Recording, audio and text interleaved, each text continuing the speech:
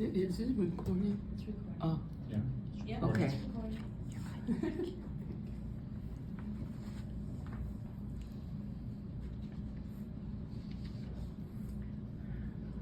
fellow Toastmasters, when my father was 95 years old, we told him not to drive, should not be driving anymore. He sneaked out of the house and went to the Motor Vehicle Administration and renewed his driver's license. Came home, very proudly showed us. They renewed my driver's license for 4 more years. That meant he could be driving until he's 99. He passed all the tests that was offered to seniors at the motor vehicle centers. However, 2 weeks later, he passed away. Got up in the morning, sat there, no pain, no sickness. He just passed away. Just about 100 years ago, my father was born in a small village in China to a successful merchant. At that time and era, illiteracy was the norm. Rich families will have tutors that teach their children classical and historical Chinese. But my father went out of town and attended what's new at the time called school, where he learned modern Chinese, and more importantly, he learned the national language, Mandarin.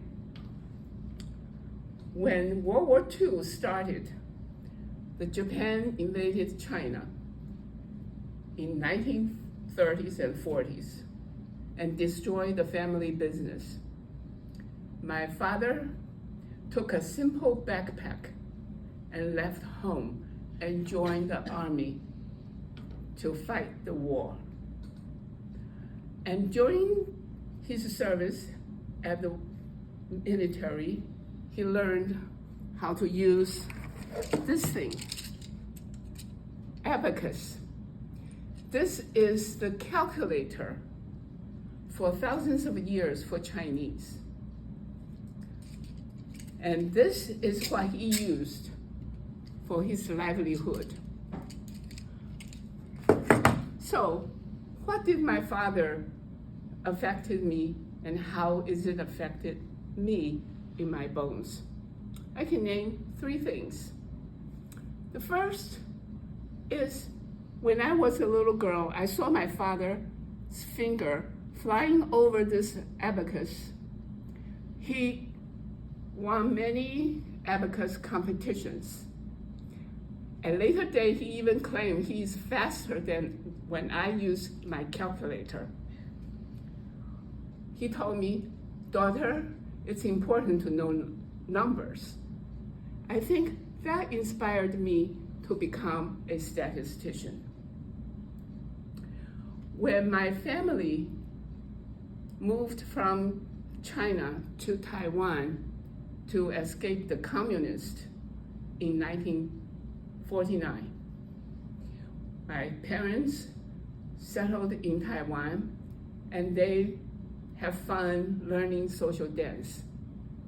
My father showed me all the steps, and he often danced with me and showed me how to do social dance. At a later day, just very lately, I had an opportunity to dance with a teacher of studio. The teacher was very surprised. He must be impressed with how I dance. He asked me, "Who taught you how to dance?" I said, "My father." He was very surprised. These dance steps set the foundation of my musical instinct, so that when I retired, I was able to lead a guitar group. My father was not a very high officer in the Air Force, but he was always called upon to give public speeches. I saw him practice these grand propaganda, uplifting, go back to China speeches all the time. When he retired as a colonel, we decided to immigrate to United States. He started learning ABC, English. It was so difficult for him as a Chinese to make those pronunciations.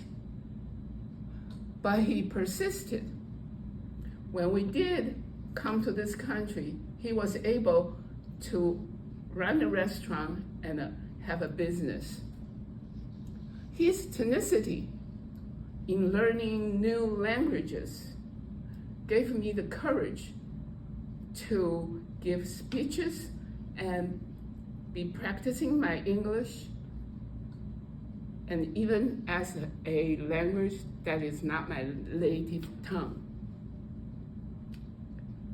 So these are the things that my father affected me, and they somehow set in my bones, become so natural to me.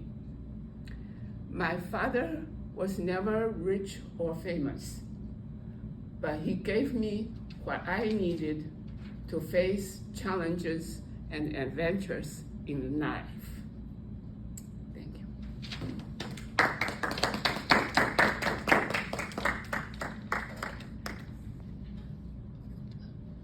7 minutes.